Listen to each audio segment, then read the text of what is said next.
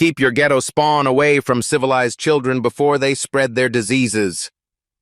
Officer Derek Whitman's venomous words cut across Riverside Park as he sneers at Keisha Washington, who's sitting peacefully on a bench watching her 8-year-old daughter Amara play. The playground falls silent. Other parents freeze, shocked by the officer's blatant cruelty. Keisha slowly stands, her voice steady but firm. "I'm sorry. What did you just say about my child?" "You heard me, welfare queen." Whitman steps closer, his face twisted with disgust. "Now pack up your little criminal and—" The slap comes without warning. Keisha's head snaps to the side, the sound echoing like a gunshot across the park. Children scream, parents pull out phones, frantically recording. Amara drops from the swing, sobbing as she runs toward her mother, but Keisha doesn't cry. She slowly turns back, touching her burning cheek with unnaturally calm fingers, studying Whitman's badge number like she's memorizing evidence. Have you ever watched someone make a mistake that would destroy their entire career? 3 hours earlier, Keisha Washington had been just another single mother navigating her Saturday routine. She'd dropped Amara off at soccer practice, grabbed coffee from the corner bodega where Mrs. Carter always asked about her government work, and settled onto her usual bench at Riverside Park with a clear view of the playground. To any observer, she looked like countless other parents, tired but attentive, scrolling through her phone while keeping one eye on the children. But there were subtle differences that only a trained eye might notice. The way she positioned herself with her back to a tree, clear sight lines in all directions. How she checked her phone not for social media or texts, but for what appeared to be work notifications marked priority and field update. "Agent Washington, are you still coming to Marcus's graduation party next weekend?" Her former colleague Janet had called just as Amara's soccer practice ended. "Just Keisha now," she'd corrected quickly, glancing around to make sure no one had overheard. "And yes, I'll be there if this assignment wraps up." "Assignment? Girl, I thought you were taking time off for—" "I'll call you later, Janet." Keisha had ended the call abruptly as Amara bounded over, grass stains on her jersey and excitement radiating from her 8-year-old frame. Now, sitting on that same bench where everything would soon change, Keisha watched her daughter claim the highest swing. This park had become their sanctuary over the past 3 weeks. Not just because Amara loved the new playground equipment, but because Keisha's current work required her to observe this specific location during peak family hours. She'd been documenting patterns, the way Officer Whitman and his partner Rodriguez conducted their patrols, how they interacted with different families, the complaints that had been filed and mysteriously dismissed about aggressive enforcement targeting Black and Latino families specifically. Mrs. Rodriguez, an elderly woman who brought her grandson here daily, had approached Keisha the week before. "They told Miguel he couldn't play on the big kid equipment," she'd whispered, glancing around nervously. "Said it was for appropriate families only." When I asked what that meant, the tall officer, the mean one, he just stared at me until we left. Keisha had listened, made mental notes, and added another entry to her growing file. 3 weeks of documentation, witness statements, video evidence. A pattern of behavior that violated federal civil rights laws.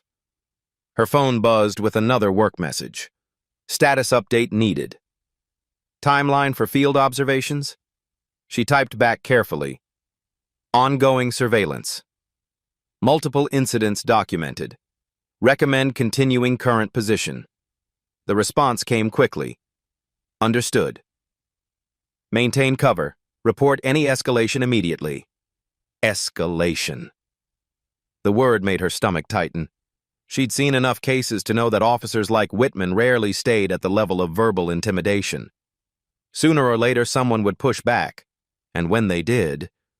"Mama, watch this," Amara called out, pumping her legs to swing higher. "I'm watching, baby." "You're flying." But Keisha was watching more than her daughter. She was cataloging the way other families unconsciously shifted when the patrol car made its rounds. How the Hernandez family had stopped coming after what Mrs. Rodriguez described as a very unpleasant encounter. Valley. How the teenage boys shooting hoops had learned to scatter the moment they spotted Whitman's uniform. This community was being systematically intimidated, and the formal complaints were disappearing into bureaucratic black holes, which was exactly why federal oversight existed. Why agents like her spent weeks blending into communities, documenting what local authorities preferred to ignore. Her phone rang. Amara's school principal.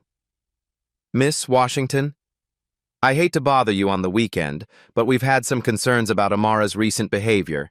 She's been asking a lot of questions about police officers, whether they're good guys or bad guys. Some of her drawings have been concerning. Keisha closed her eyes. Even at 8, Amara was absorbing the tension that surrounded them, the knowledge that their safe spaces weren't actually safe. I'll talk to her, Mrs. Patterson. Thank you for calling. Is everything okay at home? If there's something we should know, everything's fine. Just some grown-up worries she's picking up on. But nothing was fine. Not when families had to calculate which playgrounds were safe. Not when children learned to read officer moods before they could read chapter books. Not when a federal agent had to work undercover to document what should have been obvious to any supervisor with eyes. The patrol car rounded the corner, right on schedule. Keisha straightened, her pulse quickening with the familiar surge of adrenaline that came before any operation. She didn't know that in 10 minutes, everything would change, that her carefully maintained cover would be blown in the most violent way possible. She only knew that justice sometimes required witnesses, and today, she was perfectly positioned to witness everything. The patrol car pulls up with deliberate slowness, tires crunching on the gravel path that winds through Riverside Park. Officer Derek Whitman emerges first, his massive frame casting a long shadow across the playground. His partner, Officer Maria Rodriguez, follows more hesitantly, her expression already showing the discomfort that will haunt her testimony months later. Keisha watches them approach, her trained eye immediately cataloging details.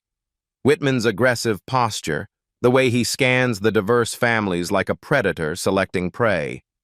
Rodriguez's reluctance, staying a half step behind, her hand unconsciously resting on her radio rather than her weapon. "Mama," Amara calls from the swings. "Why did those police officers look at you like that?" "Like what, baby?" "Like you did something bad." From the mouth of an 8-year-old comes the truth that adults spend careers trying to document. Even children can recognize the weight of unjust scrutiny.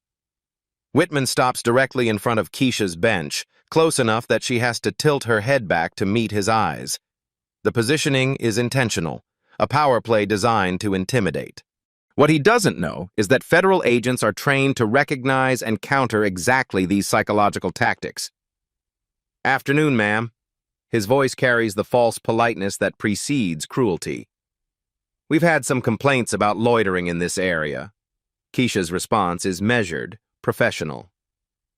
"What specific complaints, officer?" She glances at his name tag, already knowing what she'll find. Officer Whitman. The fact that she reads his name seems to irritate him.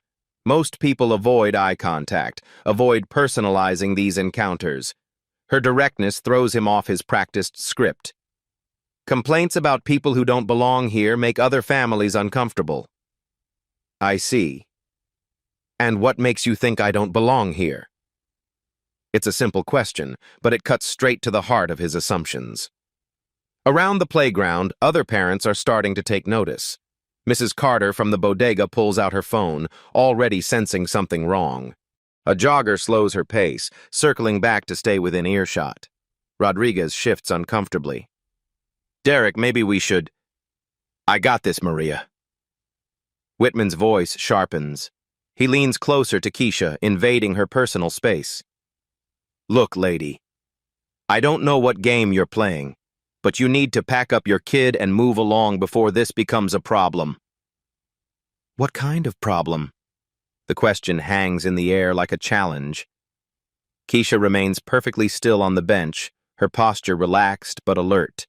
She's not backing down, not showing the fear he's accustomed to seeing. The kind where Child Protective Services gets involved, Whitman snarls, his mask of professionalism finally slipping. The kind where we start asking questions about supervision and appropriate environments for children. The threat hits like a physical blow. Around the playground, parents exchange horrified glances. Someone threatens to take your child away, and every parent in earshot feels their own vulnerability. But Keisha's training kicks in. Document everything. Stay calm. Let him reveal his true nature. Are you threatening to make a false report to CPS because I asked you to explain your complaint? False? Whitman's voice rises. Lady, look around you.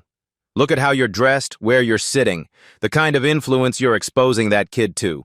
Real parents don't need the police to explain. Keep your ghetto spawn away from civilized children before they spread their diseases. The words explode across the playground like shrapnel. Every conversation stops. Children pause mid-play, sensing the adult tension without understanding its source. Amara's swing slows as she turns toward her mother, confusion written across her young face. Keisha stands slowly, every movement controlled. I'm sorry. What did you just say about my child? You heard me, welfare queen. Whitman steps closer, his face twisted with a hatred that's been festering for years. Now pack up your little criminal and get out before I— Before you what, officer? Her voice cuts through his rage like ice water. Something in her tone, the complete absence of fear, the clinical precision of someone documenting evidence, should have warned him, should have made him step back, reassess, remember his training.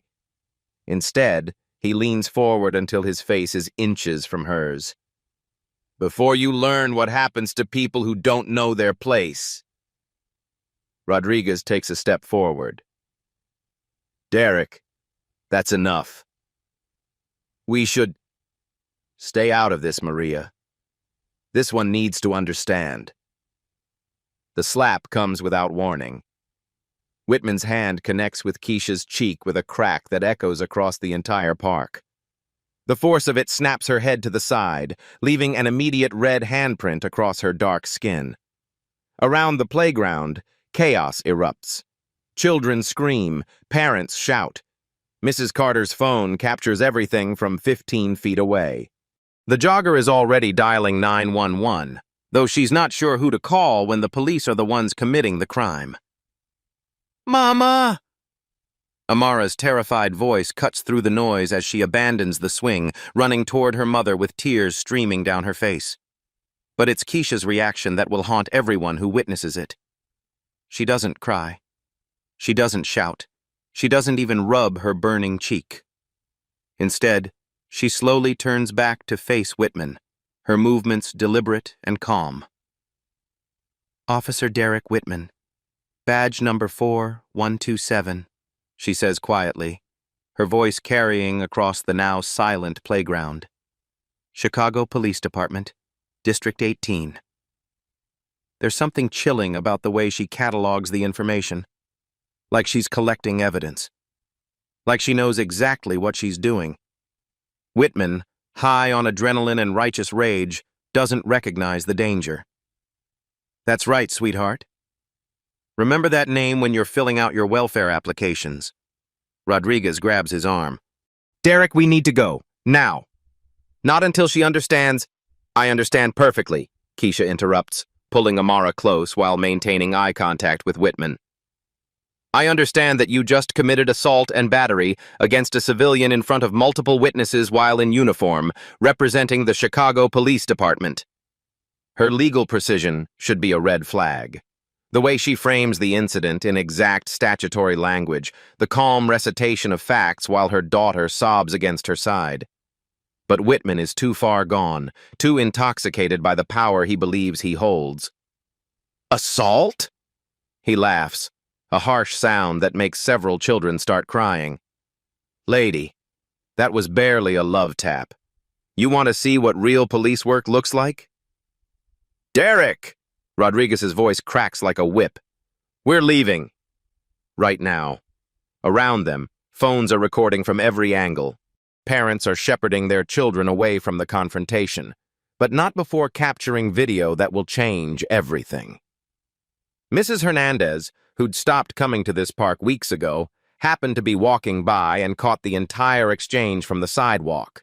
But it's Keisha's response that transforms this from a simple case of police brutality into something much more significant.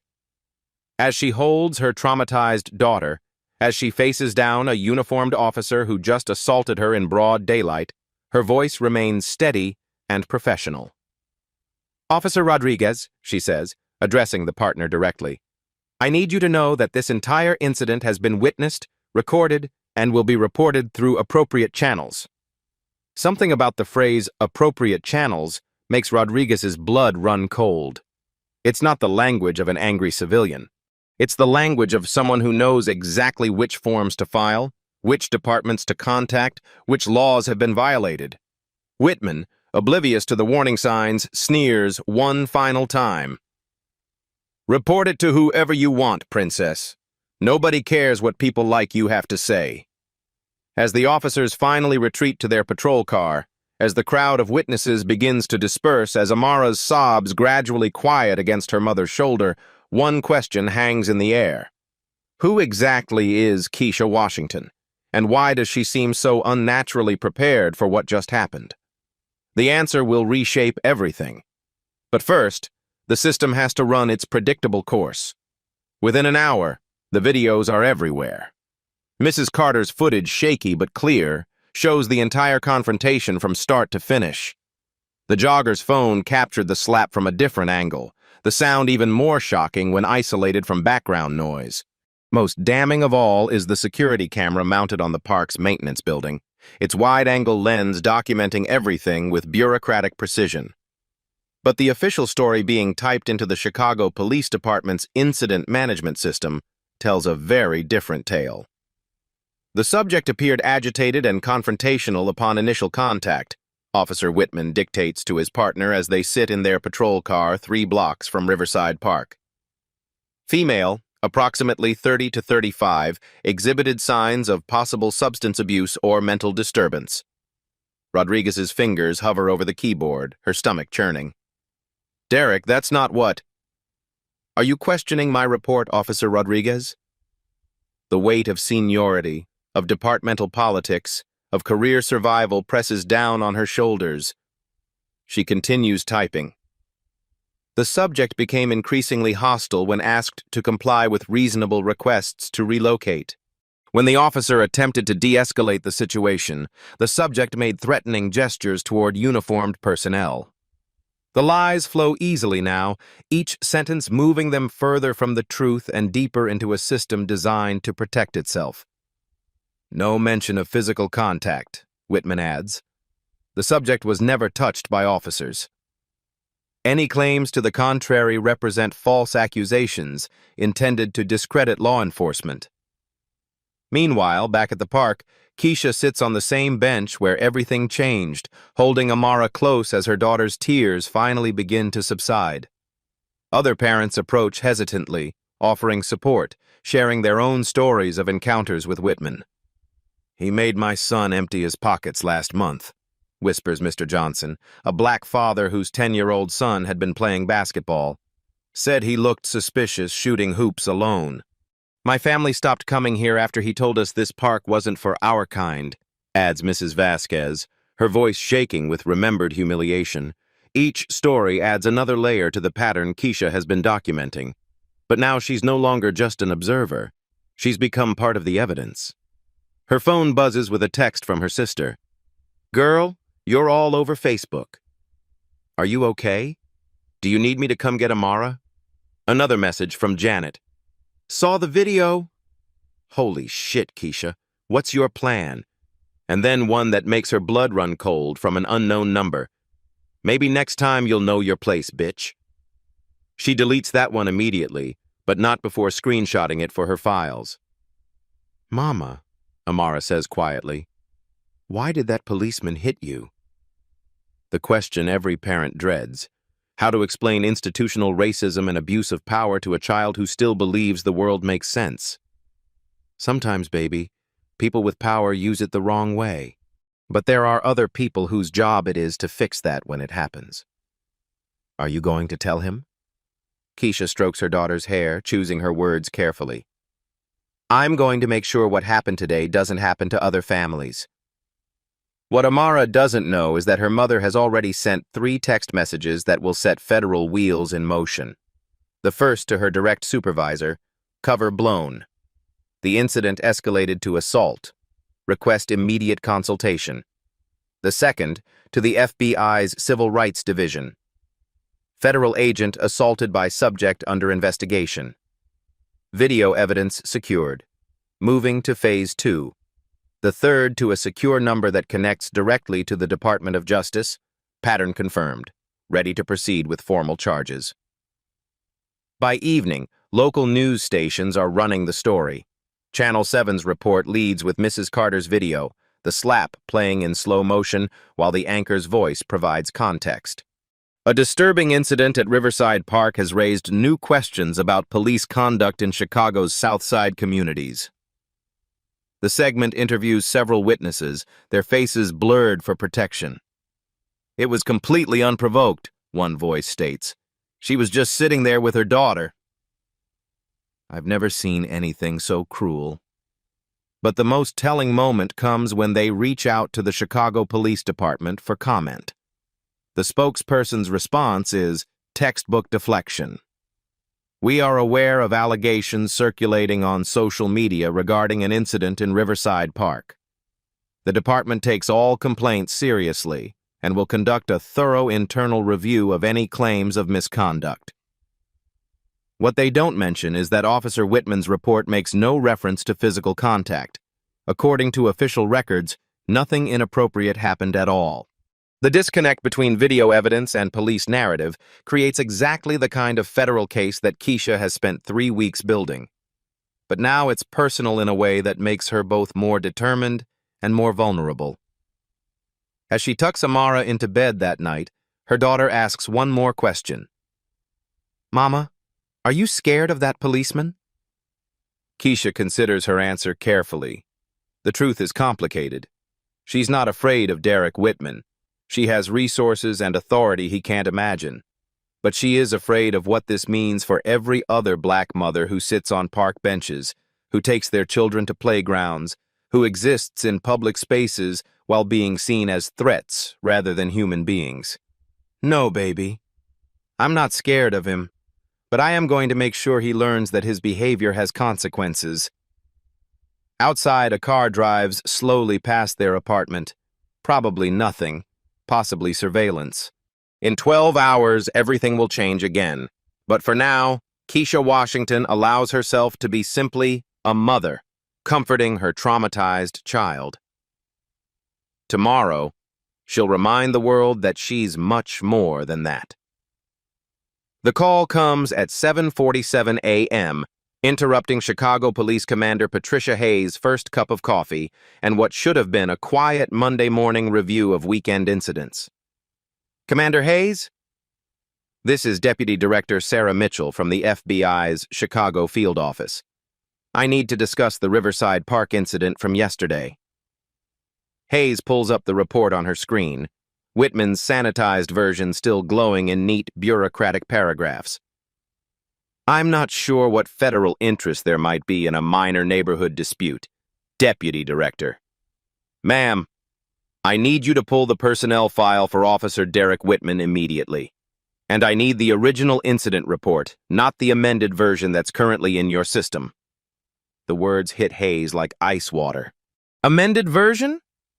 She had approved Whitman's report herself, noting how cleanly it avoided any problematic details. Now the FBI is suggesting there are multiple versions. I'm not sure I understand. Commander, the civilian who was assaulted in your officer's report? Her name is Special Agent Keisha Washington. She's been conducting federal civil rights surveillance in your district for 3 weeks under deep cover. The phone slips from Hayes' hand, clattering against her desk. Around her, the precinct continues its normal Monday morning rhythm, officers filing reports, phones ringing, the coffee machine gurgling in the break room. but her world has just tilted completely off its axis. She retrieves the phone with shaking hands. I'm sorry, could you repeat that? Special Agent Washington was embedded in your community documenting patterns of discriminatory enforcement. What your officer did yesterday, assaulting a federal agent in the line of duty while violating the civil rights of local residents, that's now a federal crime with mandatory prosecution guidelines. Hayes's mind races through the implications. A federal agent, assaulted by one of her officers, while conducting official federal business. The video that's been circulating on social media isn't just evidence of police brutality, it's documentation of multiple federal crimes. Deputy Director, if there's been some misunderstanding. There's no misunderstanding, Commander. Agent Washington has been building a comprehensive case documenting systematic civil rights violations in your district. Officer Whitman's assault yesterday was recorded from multiple angles, including Agent Washington's own surveillance equipment. The room seems to spin. Hayes pulls up the viral video on her computer, watching it with new eyes. The woman she'd dismissed as just another complainer, another civilian making trouble for her officers, is a federal agent. The calm, professional way she handled the assault, the precise language she used afterward, it all makes terrible sense now. How long has she been? 3 weeks, Commander. 3 weeks of documented incidents, witness interviews, pattern analysis. Your department has been under federal investigation, and yesterday, your officer provided us with the kind of evidence that makes cases unwinnable for defendants. Meanwhile, 6 blocks away in the FBI's Chicago field office, Special Agent Keisha Washington sits across from Deputy Director Mitchell, her left cheek still bearing the faint bruise from Whitman's assault. Gone is the casual park mother persona. Her dark suit is crisp, her bearing unmistakably professional, her voice carrying the authority that Derek Whitman never suspected lay beneath her carefully constructed cover. Ma'am, I recommend we move to Phase 2 immediately, Keisha reports, sliding a thick file across the conference table. The assault yesterday, combined with the evidence I've collected over the past 3 weeks, gives us everything we need for federal civil rights charges. Mitchell opens the file, revealing photographs, transcripts, video evidence, witness statements, a comprehensive case that transforms isolated incidents into a pattern of systematic abuse. Walk me through what you documented before yesterday's incident. Keisha's presentation is meticulous, professional, and devastating. 17 separate incidents of discriminatory enforcement. 12 families were forced to leave public spaces without cause. 8 children were subjected to inappropriate questioning and searches. Multiple false reports filed to justify unconstitutional behavior. She clicks through photographs on her laptop. Officer Whitman targeted the Rodriguez family for loitering while they watched their grandson play. The Hernandez children ordered off playground equipment deemed inappropriate for their type. Mr. Johnson's 10-year-old son was forced to empty his pockets while shooting basketball alone. Each image, each incident report, each witness statement builds an undeniable case of systematic civil rights violations. But it's the final video that changes everything yesterday's assault, captured from Keisha's own recording device with crystal clear audio and video. Agent Washington, Mitchell says quietly, you understand this changes your role in this investigation completely. Yes, ma'am. I'm no longer just the investigating officer. I'm also the victim of a federal crime. Back at the police station, Commander Hayes is making the phone call that will end Derek Whitman's career. He answers on the 3rd ring, his voice still swaggering with yesterday's confidence. Whitman here, Whitman. Officer, I need you to report to my office immediately. Bring your partner. Is this about that incident yesterday? Because I filed a complete report, and Rodriguez can verify. Whitman, just get here. Now. 20 minutes later, Derek Whitman swaggers into Hayes's office with the casual arrogance of someone who believes he's untouchable. Maria Rodriguez follows, her face pale with apprehension that proves more justified than she knows. Sir, if this is about yesterday, I want to reiterate that the subject was completely non-compliant and potentially dangerous. Shut up, Derek. Hayes's voice cuts through his prepared justifications. "The woman you assaulted yesterday is a federal agent." The color drains from Whitman's face. Rodriguez actually gasps, her hand flying to cover her mouth. "That's impossible. She was just some welfare mom with Special Agent Keisha Washington, FBI Civil Rights Division. She's been conducting federal surveillance of discriminatory policing practices in our district for 3 weeks. And yesterday, you provided her with evidence that will destroy both your career and potentially this entire department." The silence stretches like a held breath. Outside Hayes's office, the normal sounds of the precinct continue. Phones ringing, reports being filed, officers discussing weekend arrests. But inside this room, everything has stopped. Rodriguez finds her voice first. "Commander, when Derek filed his report, I tried to tell him—" "You filed a false report about assaulting a federal agent," Hayes interrupts. "Both of you are suspended pending federal investigation. The FBI will be here within the hour to begin interviews." Whitman finally speaks, his voice smaller than anyone has ever heard it. "Federal investigation?" "Congratulations, Officer Whitman. You just became the poster boy for everything that's wrong with American policing.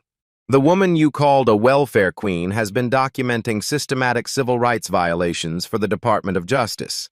And thanks to yesterday's performance, she now has enough evidence to bring federal charges not just against you, but potentially against everyone who enabled this pattern of behavior." As the two officers stumble from the office, Whitman in shock, Rodriguez in tears. Hayes contemplates the wreckage of what should have been a routine Monday morning.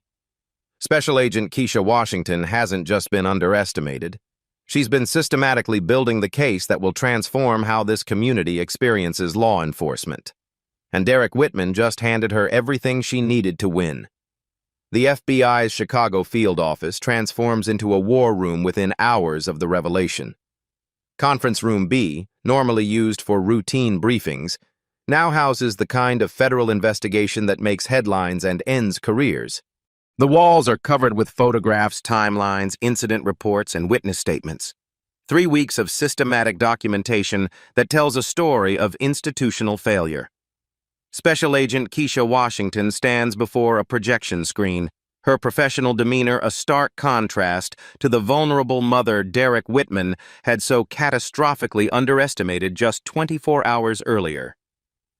Her left cheek still bears the faint bruise from his assault, but her voice carries the unmistakable authority of federal law enforcement. "The pattern is undeniable," she addresses the assembled team of FBI agents, Department of Justice attorneys, and federal prosecutors. 17 documented incidents of discriminatory enforcement, 43 civil rights violations, multiple false reports filed to justify unconstitutional behavior.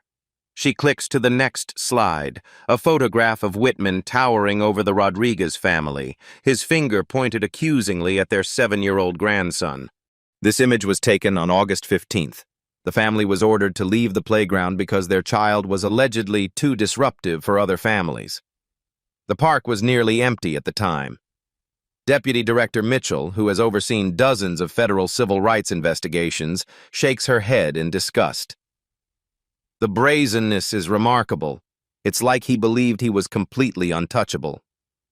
"That's exactly what he believed, ma'am," Keisha responds. "And based on the department's response patterns, he had good reason for that confidence. Every complaint against Officer Whitman has been dismissed, buried, or redirected into administrative limbo." The next slide shows a timeline of complaints, dozens of them stretching back 3 years. Each one filed by Black or Latino residents. Each one ultimately classified as unfounded or resolved through counseling. "Agent Washington," asks federal prosecutor Janet Kim, "walk us through the assault itself, from your perspective as both investigating officer and victim." Keisha's expression tightens slightly. Even for a trained federal agent, reliving the moment when professional duty collided with personal violation isn't easy. "Officer Whitman approached my position at 2:47 p.m. His initial contact was textbook intimidation, false complaints about loitering. threats regarding Child Protective Services, escalating verbal abuse designed to provoke a reaction that would justify arrest. She pauses the video at the moment just before the slap. At this point, I had documented sufficient evidence for federal charges, but I maintained my cover because his behavior was escalating beyond anything I'd previously witnessed. Did you consider revealing your identity to de-escalate? No, ma'am. First, my cover was crucial to the ongoing investigation. Second, federal agents shouldn't need to identify themselves to receive constitutional protection from assault by local police. Third, the moment Whitman targeted my daughter with his rhetoric, this became personal in a way that transcended professional objectives. The video resumes, showing the slap in slow motion. Around the conference table, even seasoned investigators wince at the sound of palm meeting cheek at the sight of a uniformed officer striking an unarmed civilian. The assault occurred at 2:51 p.m., Keisha continues, her voice steady despite the personal nature of the evidence. Multiple witnesses, multiple recording devices, multiple angles of documentation. Officer Whitman then proceeded to make statements that demonstrated both his awareness of the criminal nature of his actions and his confidence that there would be no consequences. What statements specifically? That's what happens when welfare queens don't know their place. Remember that name when you're filling out your welfare applications? Report it to whoever you want, princess. Nobody cares what people like you have to say. Each quoted phrase lands like a physical blow in the quiet conference room. These aren't the words of an officer having a bad day. They're the statements of someone expressing deeply held beliefs about racial hierarchy and police impunity. Agent Washington, Deputy Director Mitchell asks, what was your daughter's reaction to witnessing the assault? For the first time, Keisha's professional composure cracks slightly. Amara is 8 years old. She ran from the playground crying, asking me why the policeman hit her mommy. She's been having nightmares. She asks if police officers are good guys or bad guys now, and I don't have a simple answer for her. The human cost of Whitman's actions settles over the room like a weight. This isn't just about civil rights violations or federal crimes. It's about a child's sense of safety being shattered by the very people supposed to protect her. Meanwhile, in interview room 3 down the hall, Derek Whitman sits across from FBI Special Agent Marcus Carter and DOJ Attorney Sarah Rodriguez. The swagger and confidence that defined yesterday's encounter have evaporated, replaced by the hollow-eyed realization of someone whose world has collapsed overnight. Officer Whitman, Agent Carter begins, you understand that you have the right to have an attorney present during this interview? I don't need a lawyer. I didn't do anything wrong. The denial would be pathetic if it weren't so dangerous. Even now, faced with video evidence and federal charges, Whitman clings to his distorted version of reality. Let's review the incident at Riverside Park yesterday, Attorney Rodriguez says, sliding a photograph across the table. Do you recognize this woman? Whitman glances at Keisha's FBI identification photo, his face cycling through confusion, recognition, and something approaching panic. That can't be right. That can't be. Special Agent Keisha Washington, FBI Civil Rights Division. 13 years of federal service. Currently assigned to investigate discriminatory policing practices in Chicago's South Side communities. But she looked like... Like what, Officer Whitman? The question hangs in the air. Everyone in the room knows what he's thinking, what his assumptions were based on, what led him to believe that this black woman sitting peacefully in a public park deserved verbal abuse and physical assault. I want to see the video again, Whitman says suddenly. They play it for him. All 4 angles. Mrs. Carter's phone recording, the jogger's footage, the park security camera, and most damaging of all, Keisha's own surveillance device. Each perspective shows the same sequence, unprovoked aggression escalating to criminal assault. Officer Whitman, Agent Carter says as the video ends, you understand that assaulting a federal agent in the performance of their duties is a federal crime punishable by up to 8 years in prison. But I didn't know she was... Didn't know she was what? A human being deserving of constitutional protection? The badge doesn't give you the right to assault civilians, officer. That's not what I meant. What did you mean when you called her a welfare queen? What did you mean when you told her to know her place? What did you mean when you said nobody cares what people like her have to say? Each question strips away another layer of Whitman's attempted justifications, exposing the ugly core of assumptions that drove his actions. In the observation room next door, Commander Hayes watches through one-way glass as her officer's career dies in real time. She's joined by Police Superintendent Robert Martinez, whose presence signals the department-wide implications of this catastrophe. "How bad is this, Patricia?" Martinez asks. "Catastrophic. The FBI has documentation going back 3 weeks. Multiple incidents, multiple victims, multiple violations. And now they have video evidence of one of our officers assaulting a federal agent. What's our exposure?" Hayes turns from the window, her expression grim. "Sir, if the federal investigation finds systematic civil rights violations enabled by departmental policy or culture, we're looking at a consent decree, federal oversight of our entire operation, complete restructuring of training, hiring, and disciplinary procedures. And Whitman? Whitman is finished. Federal prison, civil liability, criminal conviction. But the real question is whether this stops with him or spreads to everyone who enabled his behavior." Back in the interview room, the interrogation continues with methodical precision. Each question, each piece of evidence, each moment of video builds an unassailable case against not just Whitman's actions, but the attitudes that informed them. "Officer Whitman," Attorney Rodriguez asks, "do you believe that Special Agent Washington deserved to be assaulted because of her race?" "No." "Of course not." "Then explain your actions. Explain your words. Explain why a black woman sitting peacefully in a public park represented such a threat that physical violence was justified." The silence stretches for long minutes. Whitman's breathing is labored, his face flushed with the effort of trying to construct an explanation that doesn't exist. Finally he speaks, his voice barely above a whisper. I thought she was just another." "Another what?" "Another complaint that would go away." The admission hangs in the air like a confession. Not just to the assault, but to the systematic pattern of abuse that made it feel routine. The belief that black residents exist at the mercy of police discretion, that their constitutional rights are conditional, that complaints against officers like him disappear into administrative black holes. "Officer Whitman," Agent Carter says, leaning forward across the table, "yesterday you assaulted a federal agent who was documenting your pattern of civil rights violations. Today, you're going to help us understand how many other victims there have been and who in your department made it possible." The investigation that began with Keisha Washington watching her daughter play in a park is about to expose the institutional rot that made Derek Whitman possible. And for the first time in his career, he's going to face real consequences for actions he never imagined would be challenged.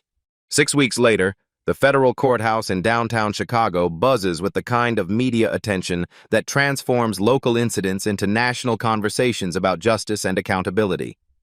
Outside, protesters hold signs reading "Justice for Keisha" and "End Police Impunity," while news vans line the street with satellite dishes pointed skyward like prayers for truth. Inside courtroom 1847, Derek Whitman sits at the defendant's table wearing the ill-fitting suit of a man whose world has collapsed. Gone is the swagger, the uniform, the authority that once made families scatter from playgrounds. In its place sits a hollow shell facing federal charges that carry a mandatory minimum sentence. Federal Judge Patricia Morrison reviews the plea agreement with the clinical precision that has defined her 20-year career. "Mr. Whitman, you understand that by pleading guilty to federal civil rights violations under 18 U.S.C. Section 242, you are admitting to willfully depriving Special Agent Washington of her constitutional rights while acting under color of law." "Yes, Your Honor." His voice is barely audible. And you understand that this plea agreement includes your cooperation with ongoing federal investigations into systemic civil rights violations within the Chicago Police Department? Yes, Your Honor. In the gallery, Keisha Washington sits in the front row, her FBI credentials clearly visible on her lapel. Beside her, Amara fidgets in her best dress, still too young to fully understand the proceedings, but old enough to recognize that the man who hit her mother is being held accountable. Judge Morrison continues reading the terms that will reshape Whitman's life. 18 months federal imprisonment, 3 years supervised release, mandatory civil rights training, prohibition from law enforcement employment, and payment of restitution to the victim and affected community members. But the individual sentence is only the beginning of the reckoning. Furthermore, Judge Morrison states, this court notes that the defendant's actions have triggered a comprehensive federal investigation resulting in significant institutional reforms within the Chicago Police Department. The reforms are unprecedented in scope. A federal consent decree now governs CPD operations, mandating external oversight of hiring, training, and disciplinary procedures. Every officer must complete 40 hours of civil rights and de-escalation training. Body cameras are mandatory for all civilian interactions. Community oversight boards have been established with real authority to investigate complaints.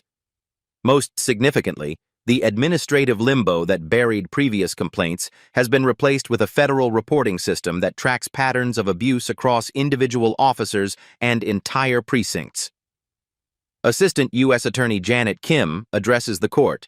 Your Honor, this case represents more than one officer's criminal conduct. The evidence shows a systematic pattern of discriminatory enforcement that violated the constitutional rights of an entire community.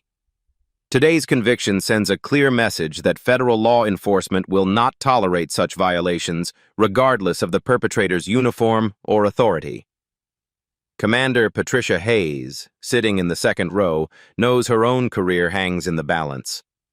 The federal investigation discovered dozens of complaints against Whitman that were dismissed, buried, or ignored. Her signature appears on many of the administrative decisions that enabled his pattern of abuse. She'll testify next week in the civil rights lawsuit filed on behalf of 17 families who suffered harassment, intimidation, and constitutional violations. The settlement negotiations are already approaching 8 figures, money that could have funded community programs instead of paying for institutional failure. Officer Maria Rodriguez, Whitman's former partner, has agreed to cooperate fully with federal investigators. Her testimony about departmental culture, about the pressure to support fellow officers regardless of their conduct, about the informal code that prioritized loyalty over accountability, has become crucial evidence in the broader institutional case.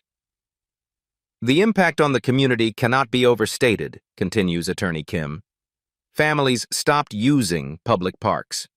Children developed fear of police officers. Parents taught their kids to avoid spaces that should have been safe. The defendant didn't just violate Special Agent Washington's rights, he terrorized an entire neighborhood. As the judge prepares to impose sentence, she addresses Whitman directly. Mr. Whitman, your actions on August 23rd revealed a fundamental misunderstanding of your role as a police officer. You are not an occupying force in these communities. You are not entitled to treat citizens differently based on their race or perceived economic status.